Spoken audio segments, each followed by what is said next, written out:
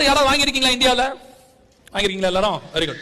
இந்த ஆதார் வாங்குறதுக்கு என்ன காரணம் சொன்னாங்க ஞாபகம் இருக்குதா? ஆதார் கண்டிப்பா வாங்கணுன்றதுக்கு ஒரு காரணம் ஒன்று சொன்னாங்க. என்ன சொன்னாங்கன்னா, ஆதார் வாங்கினாதான் கேஸ் மானியம் கிடைக்கும், இல்லாவிட்டால் கேஸ் உங்களுக்கு என்ன கிடைக்காது, சப்சிடரி கிடைக்காது. நீங்க ஃபுல் பேமெண்ட் கொடுக்கணும். ஒரு கேஸ் உடைய ஃபுல் பேமெண்ட் 800 ரூபாய், சப்சிடரியில வாங்கினா 400 ரூபாய். நான் சொல்ற ஒரு 8 வருஷம் 10 வருஷத்துக்கு முன்னாடி அப்படி இருந்துச்சு. உடனே நம்மள என்ன சொன்னாங்க, அந்த 400 ரூபாய் வேணும்னா நீங்க எல்லாரும் என்ன செய்யணும், ஆதாரை ப்ரொடியூஸ் பண்ணி ஆதார் நம்பரை கொடுக்கணும் அப்படின்னாங்க.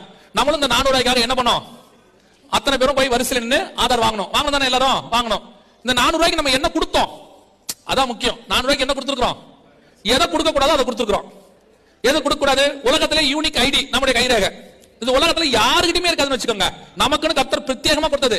இது மட்டும் இல்ல, இந்த மாதிரி நிறைய இருக்கு நம்ம உடம்புல. நம்ம இதை மட்டும் தான் நினைக்கிறோம். கைரேகை அப்படிதான் இருக்கும், உங்க கால் பெருவிரல் ரேகை அப்படிதான். உலகத்துல வேற யாருக்குமே இருக்காது. உங்க உதடு ரேகை வேற யாருக்குமே இருக்காது. உங்க டிஎன்ஏ வேற யாருக்குமே இருக்காது. உங்க கண் கருவிழி இந்த மாதிரி நிறைய இருக்கு பாடியில. ஆண்டவர் யூனிக்கா கொடுத்து வச்சிருக்காரு. எல்லாத்தையும் கேட்டாங்க, அத்தனையும் கேட்டாங்க. எவ்வளவு ரூபாய்க்கு? 400 rupees. 400 rupeesக்கு நம்ம டோட்டல் ஃபேமிலியும் போய் 10 விரல் ரேகை, கண் கருவிழி, போட்டோ, எங்க பிறந்தோம், எங்க வளர்ந்தோம், ஆனா பெண்ணா, அப்பா பேரு, மனைவி பேரு, கணவன் பேரு, பிள்ளைகள், அத்தனை பேரோட டீடைல்ஸ் என்ன பண்ணிருக்கோம், மொத்தமா கொடுத்துருக்கோம். எவ்வளவுக்கு? அதான் ரொம்ப முக்கியம். அதான் நான் சொல்லுவேன், நம்ம ஊர்ல எல்லாம் எலி பிடிப்பாங்க, பொறி வச்சு. பிடிச்சிருக்கீங்களா? ஞாபகம் இருக்குதா? எலி பிடிப்பாங்க.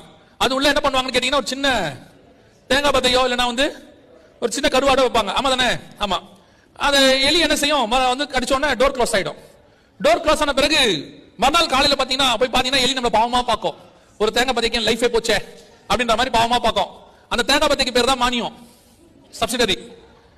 வச்ச ஆளுங்களுக்கு பேர் தான் கவர்மெண்ட், ஆன்டி கிரைஸ்ட் கவர்மெண்ட். கடிச்ச எலி யாரு? சும்மா சொல்லுங்க.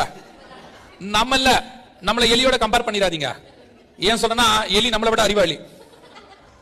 எந்த எலியாவது ஃபேமிலியா மாட்டி பார்த்திருக்கீங்களா? ஃபேமிலியா எலி தேங்காய் பத்தை கடிக்கிறதுக்கு 2 பிள்ளைகளையும் மனைவியும் கூட்டிட்டு வந்து தேங்காய் பத்தை கடிச்சு பார்த்திருக்கீங்களா? எலி சிங்கிளா தான் மாட்டோம்.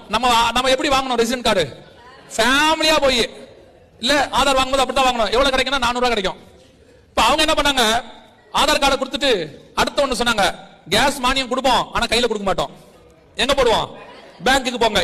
எப்படி உங்களை இணைச்சாங்கன்னு நான் சொல்றேன். பேங்க்குக்கு போங்கன்னு. இப்ப நம்ம பேங்க்குக்கு போனோம்னா அவங்க கேட்டா ஆதார் நம்பர் கொடு. சோ கேஸ், பேங்க், ஆதார் 3 ஒண்ணாச்சு. இப்ப பேங்க்குக்கு போன உடனே அவங்க என்ன சொன்னாங்க, உங்களுக்கு மானியம் வந்து சப்சிடரி வந்திருக்கா இல்லையாங்கறத என்ன பண்ணுவோம், ஒரு எஸ்எம்எஸ் வழியா சொல்லுவோம். எவ்ரிபடி வாண்ட் டு கிவ் என்ன கொடுக்கணும்? ஆமா, ஒரு செல்போன் நம்பர் கொடுக்கணும். இப்ப செல்போன் நம்பர் வாங்கணும்னா என்ன பண்ணணும்? ஆதார் நம்பர் கொடுக்கணும். எப்படி லிங்க் பண்றாங்க பாருங்க. இப்படி பணத்தாசை எல்லாத்தையும் வைக்கும் வேற இருக்குது. ஒவ்வொரு நாட்டுக்கும் ஒவ்வொரு மாதிரி. எல்லா நாட்டுக்கும் மானியம் கிடையாது. நீங்க நினைக்க கூடாது எல்லா நாட்டுக்கும் இதே மாதிரி தேங்காய் பத்தை வச்சாங்கன்னா கிடையாது. இந்தியாவுக்கு மட்டும் தான். அவங்களுக்கு போதும், அவனுக்கு சின்ன 400 ரூபாய் கொடுத்தா போதும், மொத்த பேரையும் பிடிச்சாங்க, முடிவு பண்ணிட்டான்.